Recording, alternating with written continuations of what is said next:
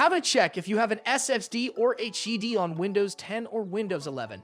Right-click an empty spot from the taskbar and then select Task Manager. Now, if you see this small window, click More Details to completely open up the Task Manager. And then from the top, click the Performance tab. Alright, and so this is where you are going to find your answer, whether you are using an SSD or a regular hard drive. Now, on the left side, you will see several disk numbers, and the amount of these numbers you see depends on how many storage drives you have on your computer. So in my case here, I have 4 storage drives on my computer. So therefore, I see this 0, this 1 and these 2 and this 3. So if you have 2, you will only see 2.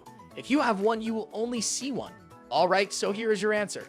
Underneath each disk, you are going to see what type of drive it is. So as you can see, for my first storage drive is an SSD. For my second storage drive, it is a regular hard disk or hard drive, whatever you like to call it, also known as HDD. And for my third one, it's an external hard drive that is connected to my computer right now.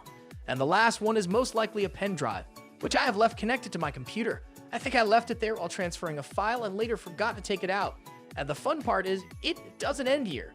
If you click on each disk and you go to the top right, it gives you even more information.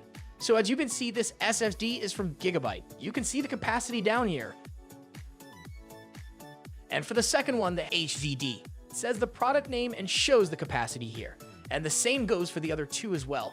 And that's it. As you can see, it's really simple to find out whether or not your computer has in store a regular hard drive.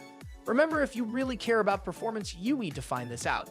And if you are having this doubt that which one is better, the SSD or the HDD, it is obvious that the SSD is way better and a way lot faster than our classic HDD. And yup, that was it.